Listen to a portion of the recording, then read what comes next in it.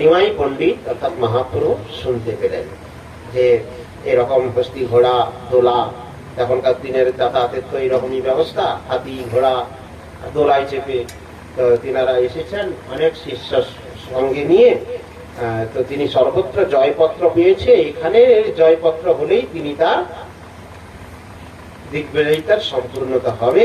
তাই সেই জয়পত্রের জন্য এসেছেন এবং আহ্বান করছেন, কেউ আমার সঙ্গে এসে তর্কযুদ্ধ করো অথবা আমাকে জয়পত্র প্রদান করো।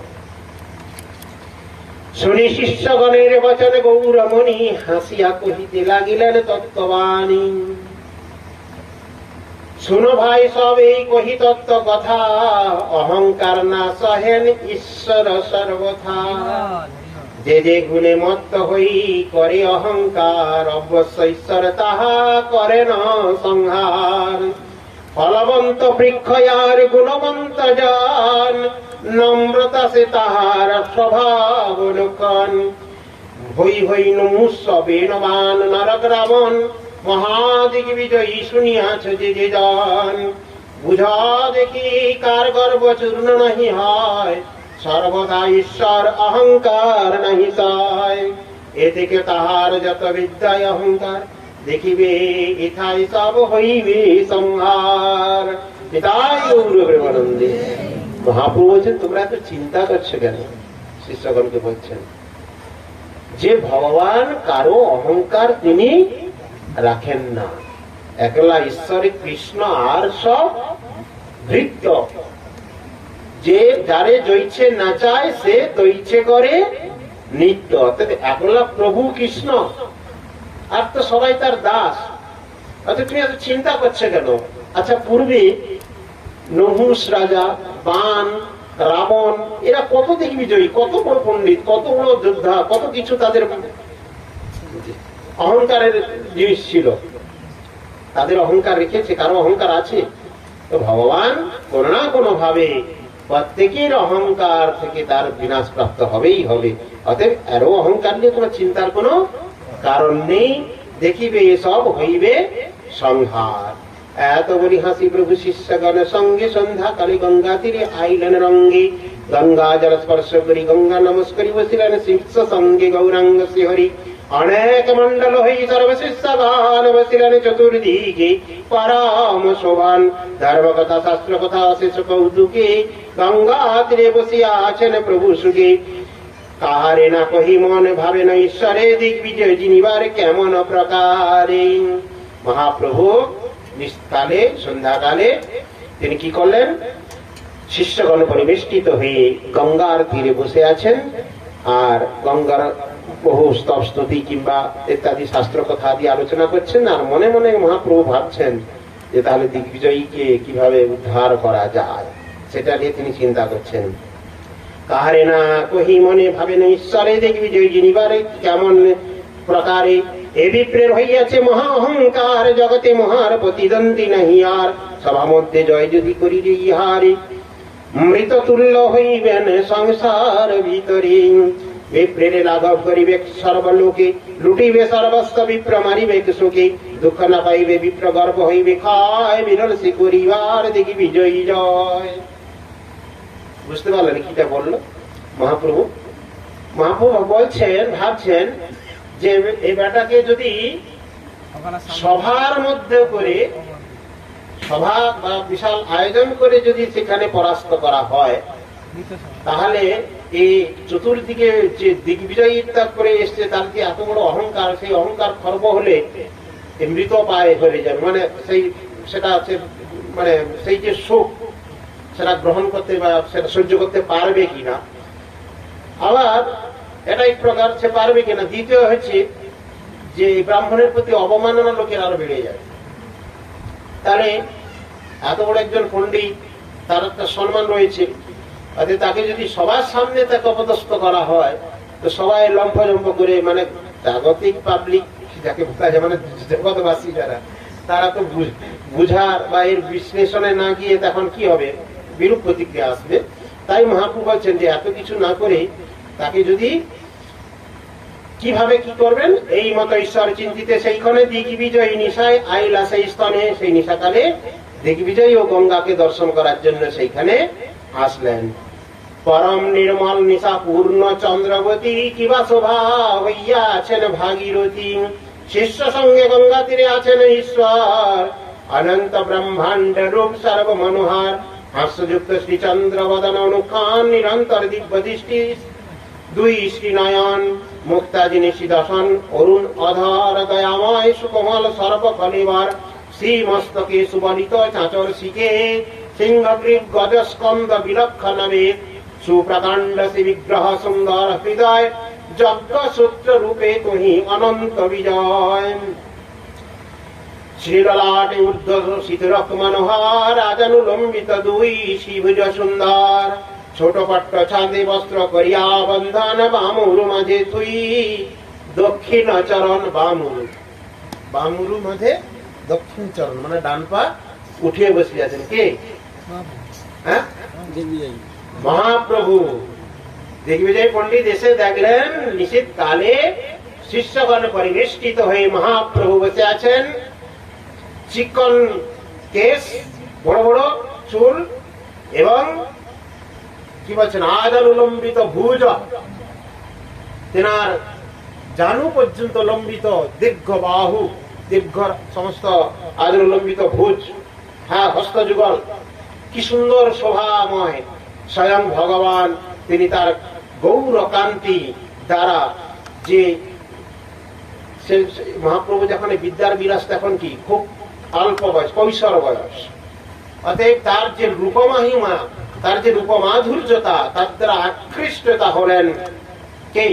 দিগ্বিজয় পণ্ডিত। দূর থেকে দেখছেন, মনে মনে চিন্তা করছেন, আহা কি সুন্দর অপূর্ব মূর্তিমান বিরাজমান, ওর শিষ্যগণ পরিবেষ্টিত হয়ে এদিকে ভাগীরথীর বিরাজমান কুলে, অর্থাৎ সে ভাগীরথ গঙ্গার তীরে কুলে তিনি বিরাজমান স্বয়ং ভগবান, যেখানে দেবী বিরাজিত এবং প্রভু বিরাজিত। করিতে আছেন প্রভু শাস্ত্রের ব্যাখ্যান, হয় নয় করে নয় করেন প্রমাণ, অনেক মন্ডিল হই সর্বশিষ্যগণ চতুর্দিকে বসিয়া আছেন সুশোভান, অপূর্ব দেখিয়া দিগ্বিজয় সুবিস্মিত মনে ভাবে বুঝি নিমাই পণ্ডিতা, আরক্ষিতে সেই স্থানে থাকি দিগ্বিজয়ী, প্রভুর সৌন্দর্য চাহে এক দৃষ্ট হই, শিষ্ট স্থানে জিজ্ঞাসিল কি নাম ইহান, শিষ্য বলে নিমাই পণ্ডিত খ্যাতি যান। দিগ্বিজয় পণ্ডিত মহাপ্রভুর এই সমস্ত লীলা দর্শন করলেন, আর মহাপ্রভু হয় কে নয়, নয় কে হয়, শাস্ত্র ব্যাখ্যা আদি করছেন। এইগুলো শ্রবণ করে দিগ্বিজয় পণ্ডিত শিষ্যের কাছে জিজ্ঞাসা করছেন ইনার নাম কি। শিষ্যগণ জানতে পারলেন যে ইনি হচ্ছেন নিমাই পণ্ডিত। তিনি পূর্বে নাম শ্রবণ করেছিলেন, তো ইনার কাছে জেনে তাহলে ইনি সেই পণ্ডিত নিমাই, ইনি তাহলে, এটা তিনি ভাবছেন।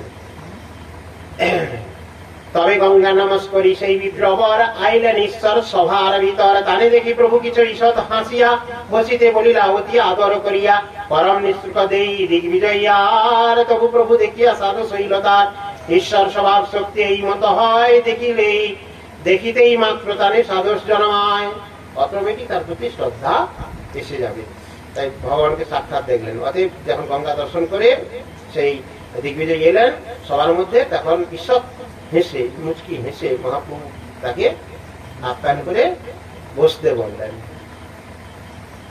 প্রভু কহে তোমার কবিত্বের নাহি সীমা, হেন নাহি যার কিছু না কর বর্ণনা, গঙ্গার মহিমা কিছু করহ পঠন, শুনিয়া সবার হোক পাপ বিমোচন।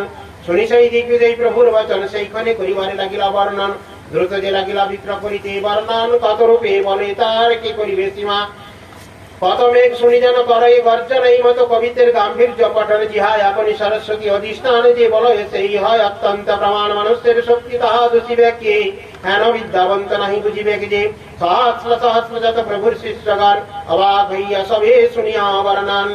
মহাপ্রভু বলছেন দিগ্বিজয় পণ্ডিতকে যে আপনি এসছেন, আপনার কবিত্বের সীমা নেই, আপনার কবিত্বের বহু বর্ণনা আমি শ্রবণ করেছি, অতএব কৃপাপূর্বক আপনি যেহেতু এসছেন আমাদের শিষ্যগণের কাছে, আপনি একটু গঙ্গার মহাত্ম্য, একটু গঙ্গার মহিমা প্রকাশ করুন। তখন সেই দিগ্বিজয় পণ্ডিত বজ্র মেঘের মতো, মেঘ যেমন ঘন ঘন মেঘ বর্ষণ হলে কি রকম, সেরকম ভাবে গঙ্গার মহিমা বর্ণন করছেন, যে মহিমা কেউ ব্যক্তিত্ব শুনে মনে রাখা সম্ভব নয়। রাম রাম অদ্ভুত স্মরণে শিষ্টান, মনুষ্যের মতো পুরোই কথান, জগতে অদ্ভুত যত শব্দ অলঙ্কার, সেই বই কবিত্বের বর্ণনা হিয়ার, সর্বশাস্ত্রে মহাবিশারদি যে জান হেন শব্দতা সবার বুঝিতে বিষম, এই মতো প্রহর খানেকে দিক বিজয়ী, অদ্ভুত সে পড়ে তথাপি অন্তরায়, পড়ে যদি দিগ্বিজয়ী হইল অবসর, তবে হাসি বুলেন শ্রী গৌরাঙ্গ সুন্দর, তোমার যে শব্দের গ্রন্থ নবী প্রায়, তুমি বিনে তুইলেন বুঝি নাই যায়। এ থেকে আপনি কিছু করহ ব্যাখ্যান, যে শব্দে যে বলো তুমি সে প্রমাণ, শুনিয়া প্রভুর বাক্য সর্বমনোহর, ব্যাখ্যা করিবারে লাগিলার বিপ্রবর, ব্যাখ্যা করিলে এই মাত্র প্রভু সেই ক্ষণে দুসরে নাদি মধ্য অন্ত তিন স্থানে, প্রভু বলে সকল শব্দ অলঙ্কার, শাস্ত্রমতে শুদ্ধ হইতে বিষময় পার, তুমি বাকি আছো কোন অভিপ্রায় করি, বলো দেখি কইলেন গৌরাঙ্গ শ্রীহরি, এত বড় সরস্বতী পুত্রাধিক বিজয়ী, সিদ্ধান্ত নাশ করে কিছু বুদ্ধি গেল কই, সাত মাস বলে বিপ্র প্রমোদি নারে, সেই বলে তাই দোষে গৌরাঙ্গ সুন্দর, সকাল প্রতিভা পলাইল কোন স্থানে, আপনি না বুঝে বিপ্র কি বলে আপনে, প্রভু আরে থাকুক পর কিছু আর, পড়িতেও পূর্ব মত শক্তি নাহি আর, ও নচিত্ত তাহান সন্মোহ প্রভু স্থানে, বেদেও পারেন মোর যার দিব্য মানে, কোন চিত্র তাহার সন্মোহ প্রভু স্থানে, বেদেও পায়েন মোহ যার বিদ্যমানে, তারাও পায়েন মোহন যার বিদ্যমানে, কোন চিত্র সে বিপ্রের মোহ প্রভু স্থানে। শর্টে বলে দিচ্ছি কারণ সময় অনেকটা হয়ে গেছে।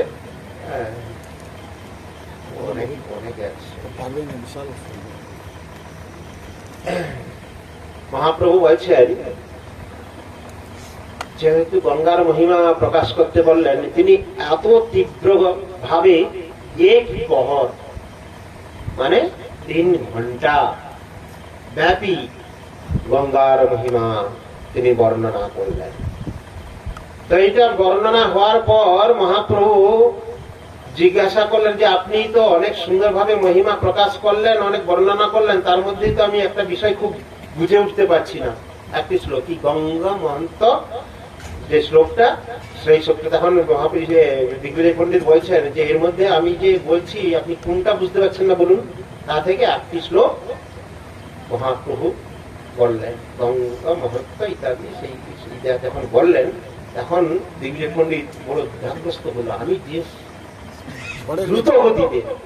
যে দ্রুত গতিতে আমি এই শ্লোকগুলো পড়ছি, তো এর মধ্যে একটা শ্লোক উনি কি করে জানতে পারলেন বা বুঝলেন কি করে, এবং এটা মনে রাখলেন বা কি করে এত ইসের মধ্যে, তখনই তিনি পরাস্ত মানে নিজেকে নিজে লজ্জিত হয়ে গেলেন যে সাক্ষাৎ, তখন তিনি মানে তার যে অহংকারটা চূর্ণ হয়ে গেল এবং বাক রুদ্ধ হয়ে গেল, বাক্য আর বেরোচ্ছে না।